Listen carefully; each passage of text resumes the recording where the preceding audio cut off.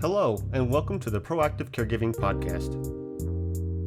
As a CPA with over 20 years as an industry accountant, Jessica stepped away from the corporate world to become a full-time caregiver for her mother. Having learned invaluable lessons along the way, she is now here to share those with you and to invite you to join her on this caregiver's journey. Here is your host, Jessica Cannon.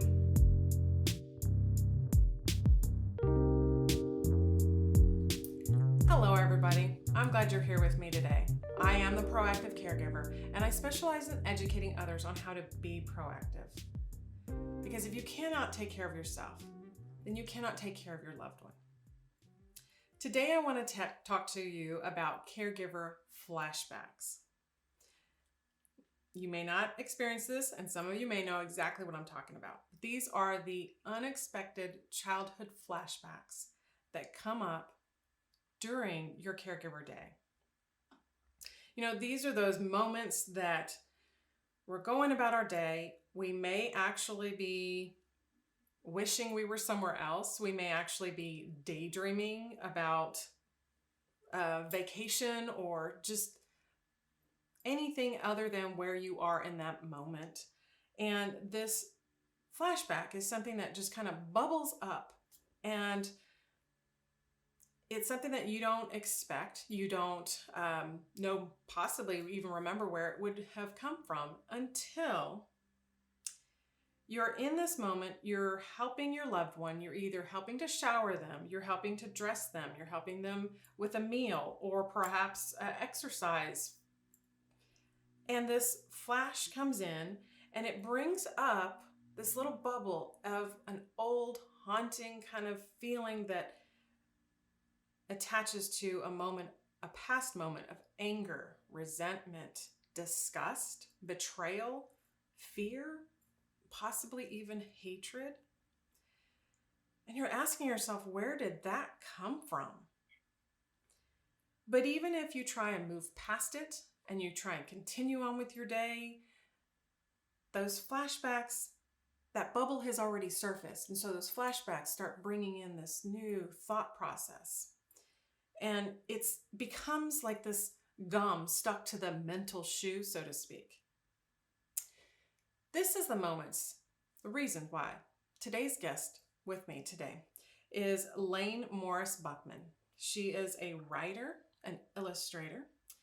She, by day, writer, also masquerading as a techie. But her professional resume includes an abundance of projects. One of them is the cozy mystery called The Tiara Trouble, and another, The Early Reader, which is more of a picture book, My Rainbow World, and I love it, even smutty romance called Playing All the Angles, and she writes under the pen name Nicole Lane for those. But amongst the vampire novels and the cozy mysteries, Lane also includes nonfiction contributions about parenting. She was also a cast member of the 2015 production of Listen to Your Mother, Austin, where she shares a beautiful story called My Son Hits Like a Girl, which is a love letter to her own mother about how she did all the things right as a parent. And now, another reason why I wanted to have her on, in addition to today's topic, she has her most recent book that is going to be released May 12th of 2022, titled Taking Away the Keys. Lane's unique way of storytelling brings about what caregivers experience when we go into these roles and we switch from being their child and we step in to parent our parents. And it brings along those emotional challenges one way or another. If you didn't have them in the beginning, they eventually come through with those caregiver flashbacks. Because we all experience those moments, those rites of passage. I had it once as a teenager, and now I'm experiencing it again as an adult. Getting away from my mother trying to leave and begin career elsewhere, I just kind of assumed I was stepping away and getting out of Dodge, and everything else was going to be left in the rearview mirror. But caregiving has this uncanny way of removing that mental curtain and allowing these feelings to surface, the feelings that we thought were just gone and buried. So that is exactly why I'm glad to have Lane on with me today. Thanks for joining me today, Lane. Thank you so much for having me. I really appreciate it. Absolutely. In our discovery chats, you had made a statement that just really resonated with me so much because it made me think of my own mother and our situation. You had said that you started to parent your mother the way you wished you would have been parented. And I found myself doing the same thing because it helped me to stay calm and observe her and be able to react differently than what she did. Did you find yourself doing any of that as you began to parent your mom? I did. My mother did so much right. She did a lot of things really, really right. But my mother was also the product of some very traumatic child abuse, and she carried that into her parenting. So she did a lot right, but she was also abusive, and a lot of the things she did very wrong. So when I took over as her caregiver, I realized I have this opportunity to treat her not only the way I wish she had treated me, but I had this really amazing opportunity to treat her the way I wish her mother had treated her, Right. and to care for her and give her the kind of security she didn't have as a child. And in part, thanks to that childhood trauma, I am really good at dissociating. I probably shouldn't joke about that because it's not healthy. But I'm also really good at compartmentalizing. And so that allowed me to be able to kind of take a step back inside myself when I'm in a hard situation with my mother. And yes, observe and watch her and be able to see what she needs in the moment and kind of take a deep breath and then do what she needs rather than what is going to sometimes just soothe my ego. Yeah. Oh, yes. I've had those moments. You got to smooth the feathers back. I know exactly what you're relating to. So I think it's really interesting that your mother has a name similar to a famous baseball player. And I know the audience doesn't know yet, but can you tell me who Joe Young is to you and what she was like? Yes. So my mother was an amazing athlete. Unfortunately, medical issues have taken away a lot of her innate abilities. But I grew up with a woman who could do anything. She danced. She played baseball. She played softball. She boxed a Golden Glove boxer twice, bare Wow. knuckle, and knocked him out both times. My mother was just an incredible natural athlete. And when she was in high school, her senior year in high school, a scout from the Cardinals Major League Baseball team came to her tiny town in Georgia looking for Joe Young because they had heard about Joe Young, this baseball phenom. And who they found was Joan, Joan. Right. They called her Joe. They found her, and the Cardinal scout told her it was a shame she was a girl because they would have put her on the farm team that year. Wow. And my mom said she just shrugged at him and said, "Well, I'm sorry," and went back to her game because what else could she do? But that's who my mother was growing up, just this almost mythical athlete to me, because I am as coordinated and graceful as she is. I am clumsy and accident prone. Oh, how So funny. I bet that was much of a challenge for both of you because, yeah. I experienced a little bit of this on my side of it where I grew up with a mother that was a teacher. So she was always wanting me to be the straight A student, the overachiever, the person that made her glow at work as a teacher. I'm a teacher, my child is wonderful, but I wasn't exactly the wonderful student or the straight A student. So you had the mother that was the coach and probably trying to pass down her talent to you. But what did it feel like as a mother that wanted to raise you more what seemed like a tomboy? She tried so hard. Because she really believed that she could coach anybody into athletic success. And I just fell literally and failed out of every sport I attempted. And I know that was incredibly disappointing to her. Hmm. But one of the things that my mother did really right was when she figured out that I was never going to follow in her footsteps. She tried to find what I was good at, and then she learned about what I was good at so she could coach me into that success. Nice. So there was always this piece of me, and there was always a piece of her that was really disappointed that I could not do what she had done, or even come near what she had done.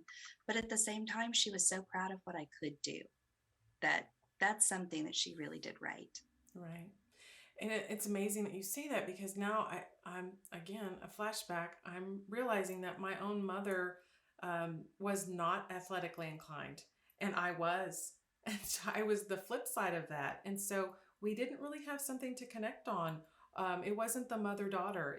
I was daddy's girl, because daddy wanted to go to the games and be the proud, father of the sport, whatever sport I was in different sports, but it's always wanting something that we didn't have at that point in time. So, as you were going through your childhood with your mother, you mentioned she came from an abusive background. And what I realized with my own is that a lot of times hurt people hurt people. Yes. Not intentionally. It's just the way we were programmed. It's the way we learned how to interact with each other. So as you are, I guess, approaching your caregiving journey with your mother, that is, she most likely was also raised with that idea of spare the rod, spoil the child, which makes it very difficult. I grew up hearing that a couple of times, and it was the justification for some of the butt whoopings. I don't know how else to, get spanked for not following rules. Was your mother one to spare the rod for you when you were growing up? My mother didn't spare anything. I mean, there was a rod, there was a belt, there was a hairbrush, anything she could get her hand on. Sandals, ping pong paddles, she carried a wooden spoon in her purse with her, Oh, so that if it wow. backed up when we were out, but she'd just take me to the bathroom and tear me up. Yeah, there was nothing was spared. So, as you're going through this, how do these flashbacks look like for you?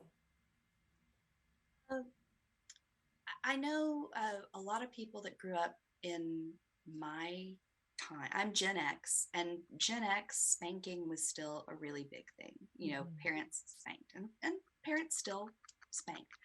My parents did more than that. My parents did not just spank me as punishment for something I had done wrong. They abused me. So sometimes with my mother, I'll have like a flashback of something that happened, and I talk in the book about something in particular that happened where I have really thin, fine hair, and I was a pageant child. So my mother would get me dressed up for pageants, and she would do it by back combing my hair into just like a giant puffball, and then she'd use hairpins to make it look like an actual hairstyle. So I would have a beehive, and then she would work it. But in order to get my hair into that beehive, she would back comb it using one of those old plastic Goody hairbrushes. And if you know what I'm talking about, the Goody hairbrushes had ridges on the back, like sharp ridges. And I was supposed to sit perfectly still while my mother did my hair, because she did not want to be doing my hair, and she did not like my hair. And it made her very angry. And so she would be like doing battle with my hair. And if I flinched or if I cried out, she would flip that hairbrush around and just hit me on the top of the head as hard as she could with that hairbrush. And, people are like, oh, she just bopped you on the head. No, she really would strike me with that hairbrush.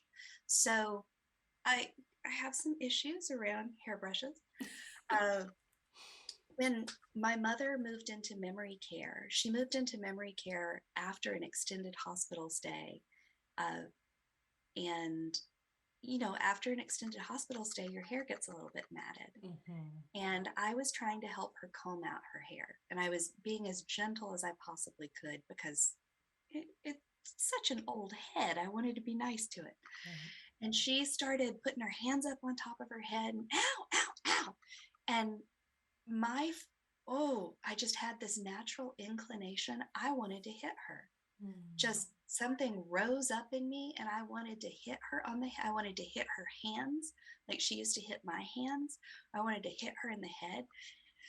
And it horrified me, honestly, that was my first response. I did not hit her. I wanted to very, very badly, wanted to hit her, but I did not. But yeah, that flashback came so strong, and the urge to hurt her, like she used to hurt me, came so strong. And I was ashamed of it. And I really had to think about that and work that out because I had not even thought about that probably since my teen years. Right.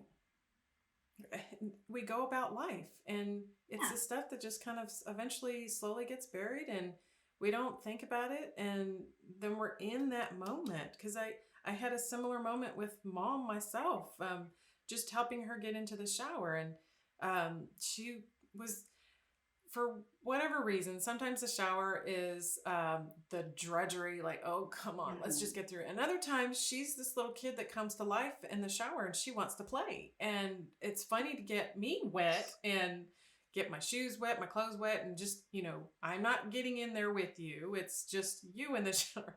But I have these moments of her being sassy and my flashbacks of I being that sassy little kid and mom's left hand going across my face and I caught the ring that went across the nose. And it's like, oh, I'm in this moment where, oh, now it's my turn. Now I get to.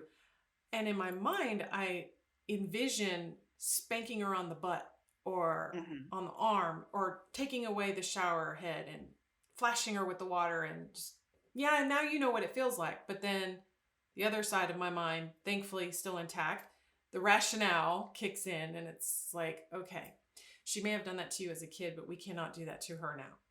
Now is a totally different situation, but it doesn't stop that feeling from being there. Like, right. She knows what this feels like. She's got to know what this feels like, right? But in this situation, not necessarily. Right. My mom, I was visiting with my mom Sunday. This happened this past Sunday. And we were talking about how she had been verbally abusive to some of the staff at her community. And they had tried to wake her up earlier than she wanted to get up. And she's a little cranky. Yeah. And we were talking about that and kind of trying to talk through it. And she said, Lane, just hit me. Just pinch me. If you hear me being ugly to somebody, hit me. I said, Mom, I'm not going to hurt you. Why would I hurt you? And she said, but I deserve it. And I said, no, Mom, you've had a stroke and you have vascular dementia. And the filters that you used to have that kept you from saying the things that you were thinking, they're gone. Exactly. You don't have control of that anymore. And for me to hurt you and this is the way we talk to each other. I'm like, for me to hurt you because you're brain damaged, that's mean. Yeah. Why would I do that to you? And she said, if you just pinch me. And so when I was growing up, my mother would pinch bruises onto me. And part of it was my mom was a bully. She was a bully. That's the right word for it. She wanted me to do certain things, or she wanted me to play with her and I wasn't interested in playing with her. Or we'd be in traffic on coming home from school or work and she's bored in traffic and she wanted something to do. So she would just aggravate the tar out of me until I would just start to cry. And then she would punish me for crying or punish me for raising her voice at her. And when she was like, just pinch me, I thought, oh, God, I would love to just pinch you. That would be fabulous. Payback's a mother. Remember my dad used to always say that. But that's her, that tells you her mindset. Yeah. She does something bad, so she deserves to have something bad happen to her physically. Exactly. And that's the way she was parented. So I get to say, no, you are valuable, and I want to use gentle hands with you. Regardless, I can't change the past. Right. I can't change the way she raised me. Mm-mm. But I've got to look at myself in the mirror every day. And I am really fortunate that I had a great therapist, and I've been able to work through a lot of this so that my mom isn't abused. And one of the reasons I like to talk about this is keeping abuse in the dark breeds more abuse. Exactly. And keeping child abuse in the dark leads to elder abuse. Mm-hmm. And so many elderly people are abused. And it's easier to get away with abusing an elderly person because you can say, oh, she fell down. Oh, she bumped into something. Exactly. And I hope that talking about my experience as a child and talking about my experience as a caregiver helps someone not end up with big old bruises on their arms because they got pinched. Right. And that's the problem, is that when we grow up that way, we learn the wrong way of communicating with people, the wrong way of relaying our feelings. I had to tell our youngest at some point, it's okay to be angry. And as a 3-year-old in daycare, his temper was like, okay, he took a little bit after mom, sorry. But his temper, he would react to the kids with the hands, ready to grab someone's throat or ready to grab their arms. And I was like, it's okay to be angry, but it's not okay to act on that in that way, So and at this point, it's not something that we can actually unlearn. Right. It's just like you said, and thankfully you did seek therapy, because I had to do the same, understanding where this was coming from and finding a way to feel comfortable with it and not feeling so shameful every time those memories would bubble up. And if you're in the middle of preparing a meal, and I've had times where I worked so hard preparing the meal, trying to organize the day so everything's done and her routine is smooth, and hopefully to alleviate as much reactions from her throughout the day. But to finally put a plate in front of her and have her say, ew, I don't want that. And I thought, I remember so many times as a kid as I would never be able to get away with that.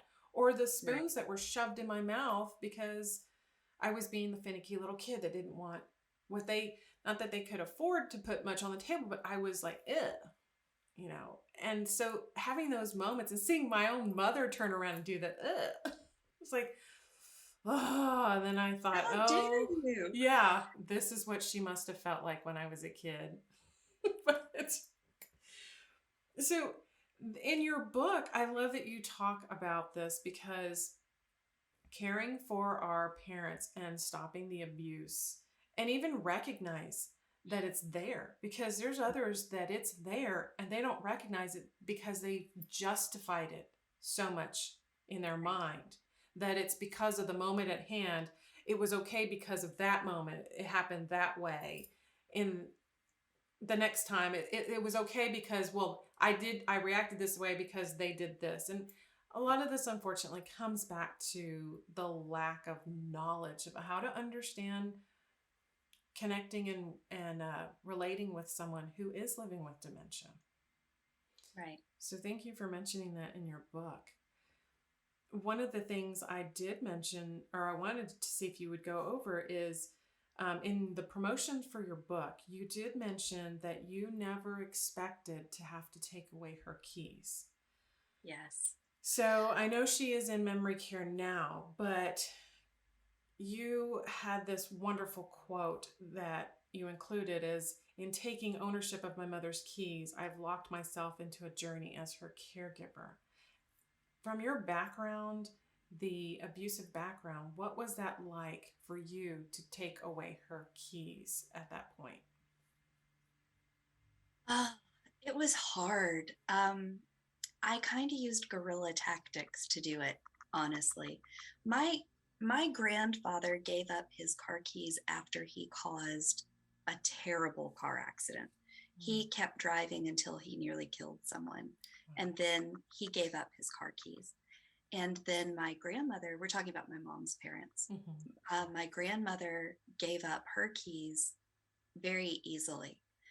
She realized that she couldn't see well enough to drive anymore. And it hurt her heart to do it because she loved the freedom of driving, but she gave up her keys easily. And my mom and I had always talked about the difference between my grandparents. And my mom was like, when it's time, I'm not going to make it hard for you. That was a lie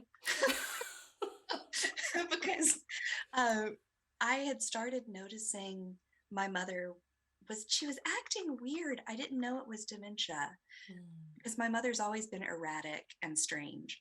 And some of this behavior, I just thought it was erratic and strange.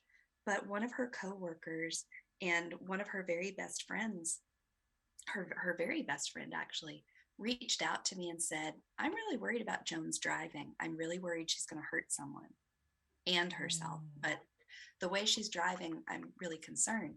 And I brought that up to her, and she lost her mind, just raising her voice, mm. really got ugly about it, and then cut off those two friends.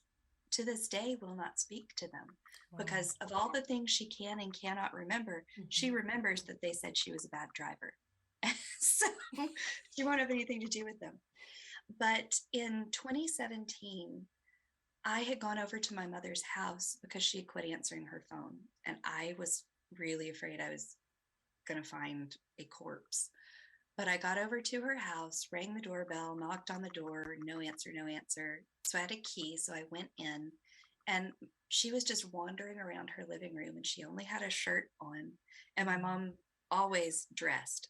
So to see her pantsless, it was a shock. mhm, She didn't know what day it was. She wasn't sure where she was. So I got her dressed and I asked her when was the last time she'd eaten. She wasn't sure. So I'm like, maybe I know she's got issues with diabetes that she's not mhm. treating. So maybe she needs to eat.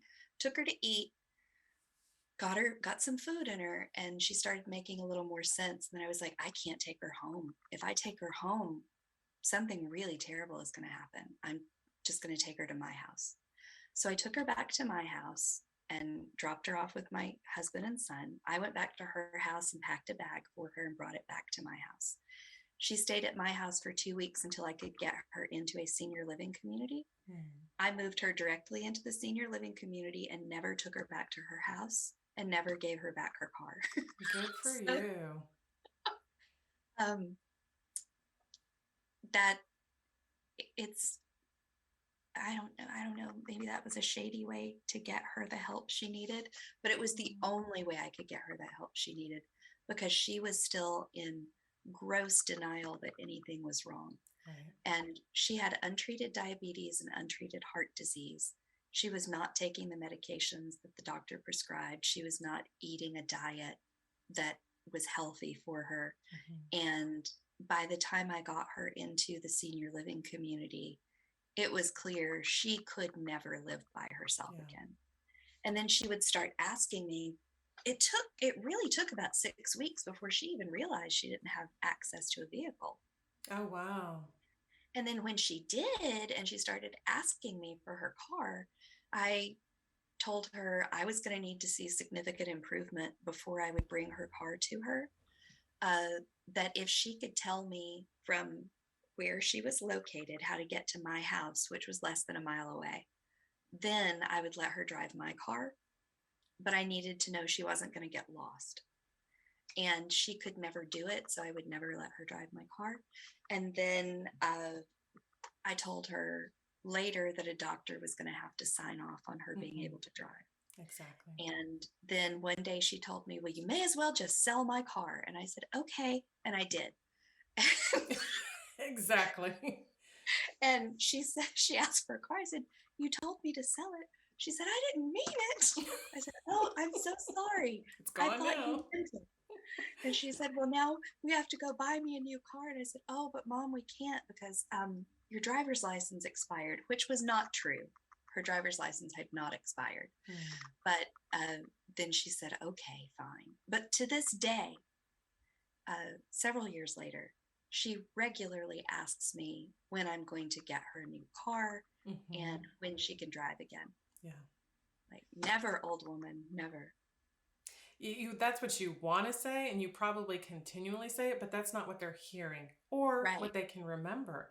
And this is the hard part when we watch our family members go from being this responsible, educated, athletic, high energy, strong individual, and then all of a sudden they're this irrational, reclusive, hurtful person that can't take care of themselves.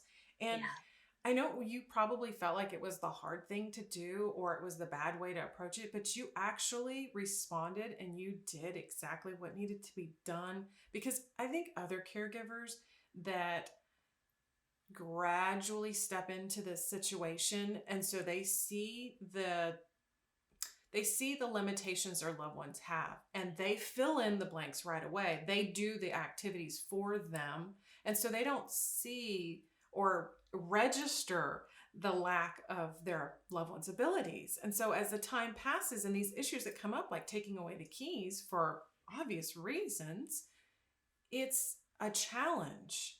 And when you have these emotional backgrounds like we experience and these flashbacks of what your parents were like, sometimes it's that fear comes in of what are they going to do to me when I make this decision for them, even though it's for their well-being and their safety. You're like, what are they going to do to me if I do this? And how is the fallout going to be with, it's one thing to have a verbal argument and just yelling at each other because, at some point things will calm down or we'll be able to have a little bit more of a conversation about it. But it's hard to make that decision. But it's just as hard to walk away and not do anything. Something else I said in the book is that I was afraid of my mother. I would be up to the time I took over her life. I was afraid of her. I was afraid of what her reaction was going to be. I was afraid that my mother, again, had untreated, undiagnosed mental health issues, and she would regularly threaten self-harm. If I was not doing what she wanted, or if she thought I was keeping her from doing something, she would threaten self-harm. And she still does this. I was afraid she would do something to herself. And I was afraid that maybe she would stop talking to me. Maybe she would stop loving me. Because one way she used to punish me when I was young was with the silent treatment. If I did something she didn't like, she'd say, I can't even be in the same room with you. I can't even look at you. And once went actually 2 full weeks without speaking to me or looking me in the eye. And so I was afraid of that. And then even when I had her originally I moved her into an independent living community because it was so close to my house. And I was afraid to have certain conversations with her. I was afraid to have conversations in front of her doctor with her because she would tell the doctor one thing and I'm like, that's not true. Exactly. But for me to say to my mother in front of someone else, an authority figure, that she was not telling the truth, I mean, that's something that growing up would have been dire punishment. And that doesn't go away just because you grow up. And that doesn't go away just because you are now taking over as a caregiver. Those things still come up. And it's easier and easier for me. But last month we were in the doctor's office and she didn't understand why we were there. And she was telling the doctor one thing. And I put my hand on top of her hand and I said, Mom, do you mind if I butt in? Because I think you're a little confused about which appointment we're in. And you're not even talking to the doctor about the right body part. So do you mind if I tell him this? And she huffed at me a little bit, and then she said, well, fine. Yeah, go Mhm. ahead. So it is easier now, but it's still, there's the fear of retaliation. There's the fear of talking back. I'm Yeah. sassing my own mother. And then there's I don't want to shame her and I don't want to embarrass her. So trying to take all those gross emotions and turn it into a careful, thoughtful, kind Yes. behavior is difficult. Very. That's putting it lightly to say that, because I feel like I can agree with everything you just said. I've gone through the same thing with my mother, and it's been a challenge. And the only way I learned to work around that was being able to jot down quick details of what was happening with mom and getting it to the doctors before we got Yes. there, so that the doctor knew exactly what to ask, or at least the nurses. And then the nurses would relay it to the doctor when the doctor entered the room. So I could sit Yes. back and act like, I don't know, maybe they can just tell. Maybe they can see it from your reports. Or maybe, and every once in a while she would look at me and right away and just kind of that look of, did you say something? How else would they know? And I'm just, we're here for them to help you. You might as well let them know what's going on. And suddenly it was I don't remember, or I'm fine. Is your mom a good faker? Because Oh, my yeah. mom, if I take her to the doctor, she can be as out of it as she can be in absolute outer space. The doctor walks into the room and you would think she is perfectly Yeah. fine. And then the Yes. doctor walks out and she's just bleh It's again. so frustrating because you know something is not right. You know they need something to help and change. And sometimes you just want validation that Right. you're not the one that's going crazy. You want to look at the doctor and say, you're seeing this, right? This is Right. not all in my head, right? And then my mother knows exactly how to act, and that his still continues to be, it's getting to be less now, so others see it's more of the mind degrading more. But Mm-hmm. before, they would tell me that's how she always is. And it still drives me nuts when I have someone tell me she's so with it. And I'm thinking, well, you were just around her for a half an hour, maybe an hour. Why don't you 24/7? You will see she is not still with it. So it's frustrating. I totally get that. The first memory care I had my mom in, one of the one of the nurses was actually kind of ugly about it. She's like, your mother doesn't belong here. I don't know why you're Mm-hmm. keeping your mother in memory care. Yep. She was mean.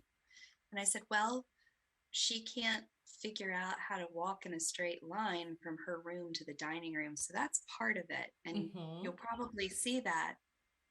But yeah, she can carry on a great conversation. Yeah. And this lady was telling me, she's like, she told me all about the business she used to run and how she did this, this, this. I'm like, yeah, but see, that never happened.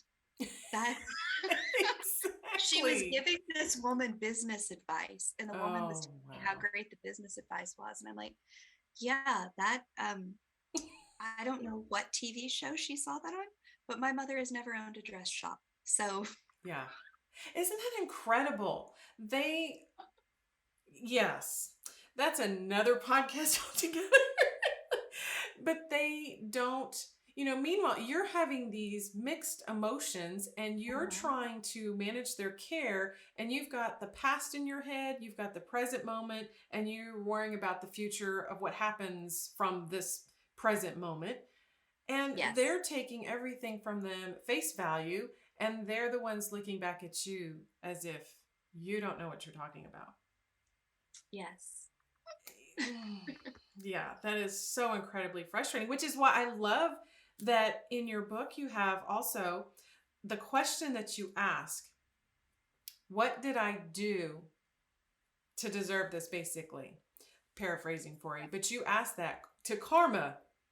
yeah, Karma, what did I do to deserve this? Because I know I've asked myself that several times when I have those flashbacks, and I would automatically tell myself, you're having to deal with this because remember when you were a kid, you did XYZ and you drove her crazy. And this was that moment that the principal called, or it just in my mind, I kind of justified these were in the beginning anyways, these were punishments for my childhood, and these flashbacks were reminders so that I wouldn't forget. And so I convinced myself that these were punishments. But I love that you come back in there and you say sometimes karma responds to you, sometimes you just suffer the fallout of the choices other people have made. And I thought, oh my gosh, you hit it right there on top of that.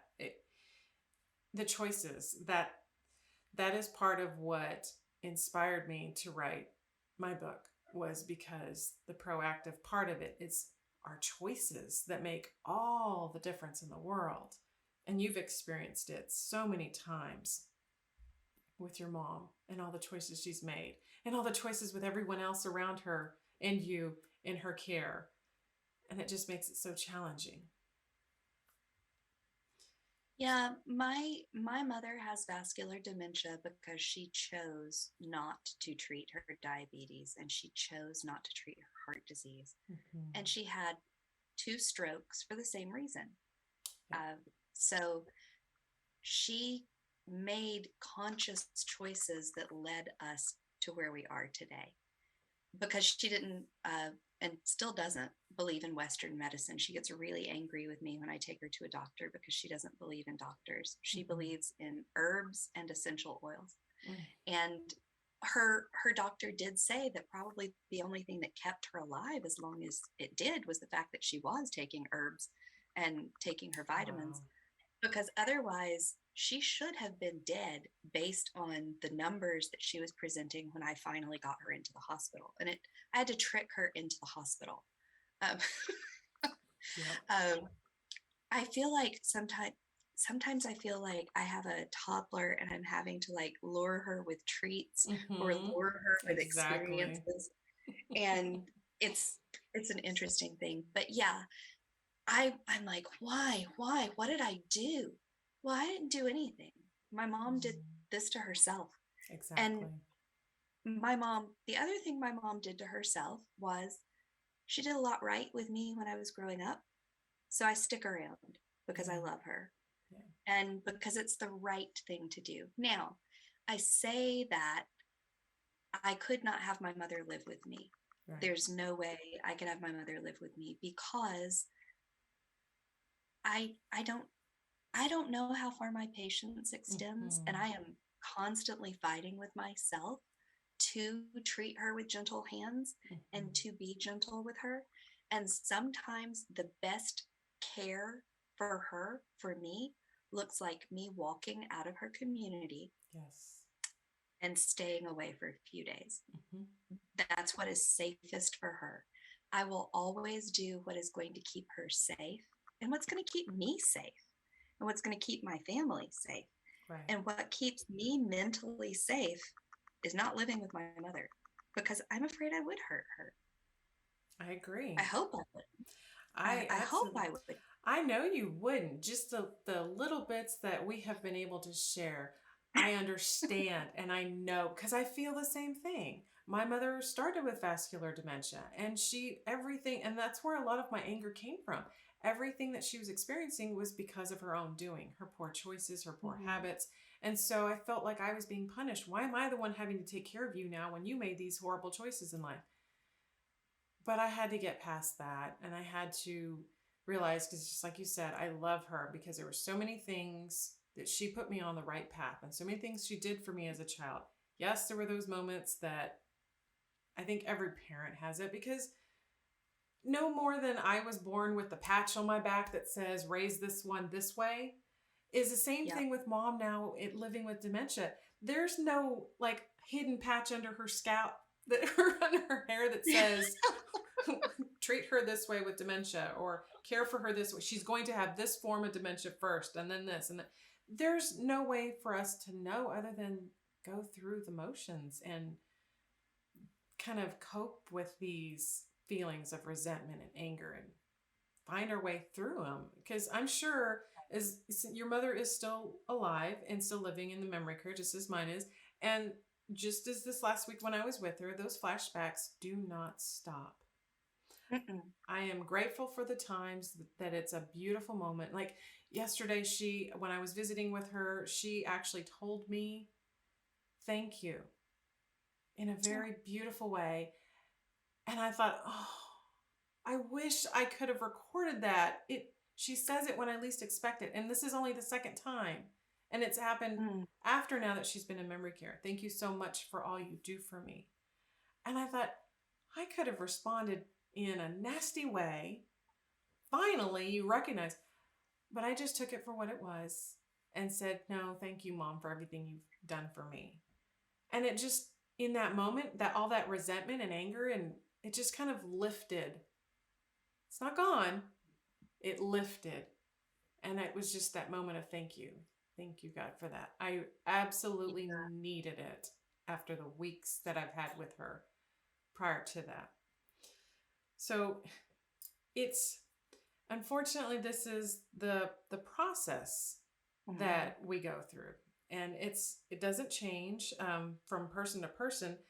But one other thing that I feel is happening, and you might have experienced this because I know I have, is when you go through these emotions and you have these thoughts, these things that are bouncing around in your mind and breaking your heart at the same time and unsettling in your stomach. And then someone comes up to you and says, you're such a saint for caring for your mother. You're such a good daughter. You're an amazing human being to do all this stuff. Okay, now how does that set your mind off? What direction do you go with that? Oh, I'm so glad that's what they see.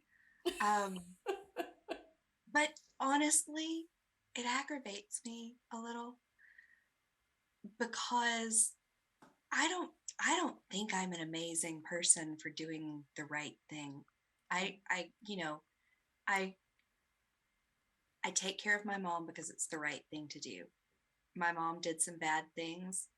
Okay, everybody does some bad things. Right. I think in the book I talk about that saying that there are two wolves that live inside you, and Mm-hmm. one is the good wolf and one is the bad wolf, and the Yes. wolf that you feed is the one that will survive. But for me, that bad wolf doesn't need a lot of food.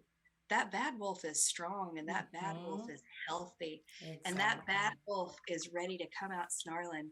So I don't Mm-hmm. have to do hardly anything to keep that guy in good shape. I have to work really hard to feed that good wolf. And man, that is the scrawniest one. That's a perfect analogy. Oh my goodness. Yeah, I my bad wolf can live off of fumes just of Yes, that. yes. Like my bad wolf doesn't need food. He's he's done. He's good. He's a robot wolf.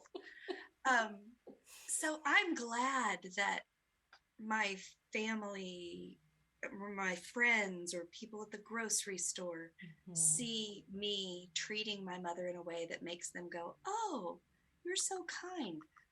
Because Yes. that means that I'm doing it right and I'm not letting out what is actually in. Right. So I appreciate it, but at the same time, it's like, come on, man, I'm not that great. This is what you should do. Right. Right. This is just, it's the right thing to do. I don't deserve a cookie. And maybe, you know what? Maybe I do deserve a cookie. Maybe it's like my mother saying, please hit me, please pinch me because I Oh, deserve right. to be hurt. Maybe I feel like I don't deserve praise because of, Mhm. the way I was raised. Yeah.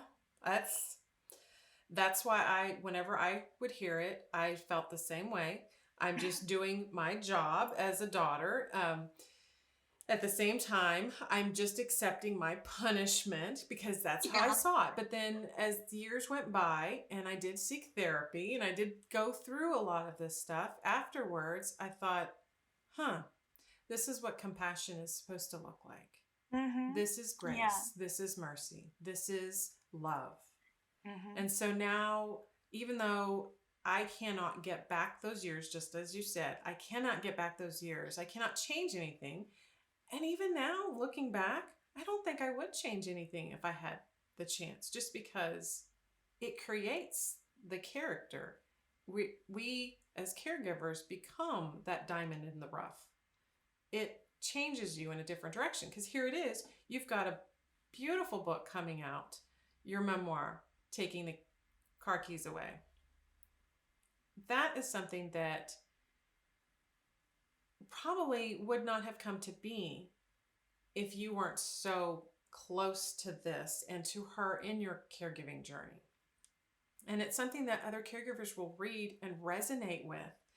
And the main thing that works for me and what helped me even going through the information that you shared with me was it's validation.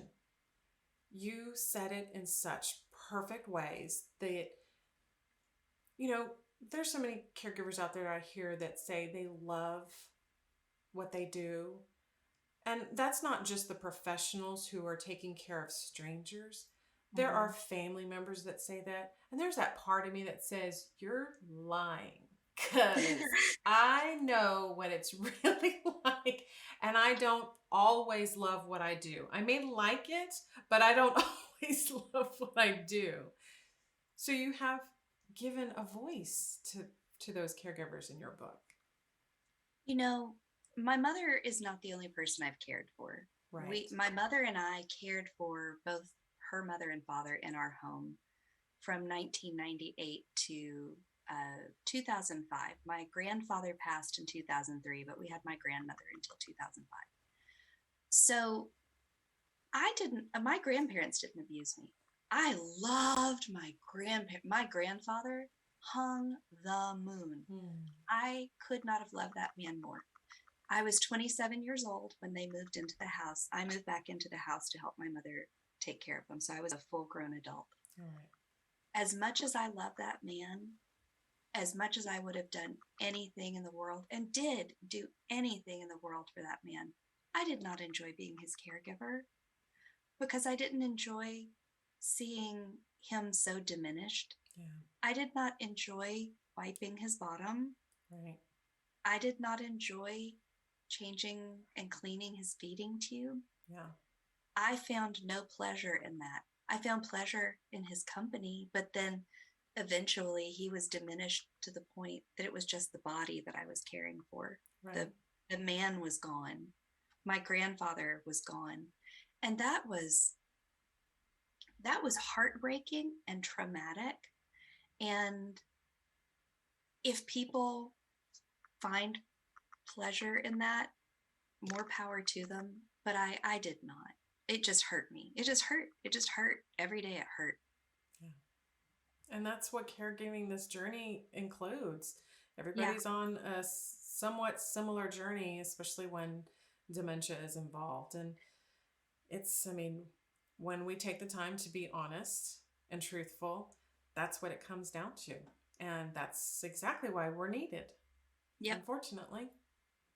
So I am so glad you were able to get this story down, not just share it with me, bits of it with me today, but get it down in the book. And I want to make sure I said this correctly. The title of the book that comes out on May 12th, 2022 is Taking the Keys Away. Is that correct? Taking Away the Keys. Taking a away. memoir. Yes, Taking Away the Keys. There you go. Yes. And that's another thing that I know many caregivers will definitely resonate with, because that moment happens eventually, one way or the other. And so, how do our listeners find your information? Where can they find your books or illustrations if they want to get more of that information? The projects that I mentioned as well. Thank you. All of my books are available through any bookseller. They may have to be ordered at the guest desk, but you can just go to a guest desk or go to Amazon or go to like Barnes Noble website and type in my name. And my books are either under Lane Morris Buckman, which is my full name, or Lane Buckman, which is my married name. Or if you want the smutty romance, Nicole Lane. I love it. I love it. I was working as a banker, and I didn't think it was a good idea for a banker to be writing smutty romance. So, are you kidding? You know there's going to be a caregiver out there that's going to read that just to bring a little joy into their days. I mean, I enjoyed writing it. So, but yeah, I'm available anywhere you like to buy your books. Half price books, Books A Million, Barnes and Noble, Amazon. Awesome. Anywhere. That is so cool. Thank you for sharing your time with me today. I appreciate it because this is going to validate so many other caregivers who are experiencing the same thing and not understanding or realizing that it's normal, and there's ways that we can respond to this. We can either feed the good wolf or we can feed the bad wolf. Thank you so much for letting me have the conversation with you, because it feels so good to talk to somebody who understands. Exactly. Oh, yes. Thank you for saying that, because I get that 100%. So this is an exciting opportunity for caregivers, and I want them to know going forward that, if you are in the situation where you're experiencing these caregiver flashbacks and you don't know what to do with it, please, as Lane and I mentioned, seek therapy. That is a very normal and healthy thing to do. There is no shame in it involved. It will help you along your caregiver journey. And if you get to the point where you cannot get past these flashbacks as far as caring for your loved one, it is also normal and healthy to step away from your loved one. Just make sure they have care and they're covered while you step away and take care of you, because you cannot take care of your loved one if you don't take care of yourself. And I want to leave you with one last thought. Just as Lane mentioned earlier, you can't go back and change the beginning, but you can start where you are to change the end. And that is a quote from C.S. Lewis. But Lane and I have both experienced these flashbacks. Tell you can't change it. It's how you react to it that makes the difference. So thank you for joining in today. I hope this gave you more food for thought. And until next time, be proactive, everybody. Take care. Thank you for joining us today. We really hope you've enjoyed this episode. To learn more about proactive caregiving and to hear other episodes of this podcast, please visit www.jessicalazelcannon.com. This podcast is produced by Cannon Light Media, LLC, www.cannonlightmedia.com. Music provided by Khris Paradise.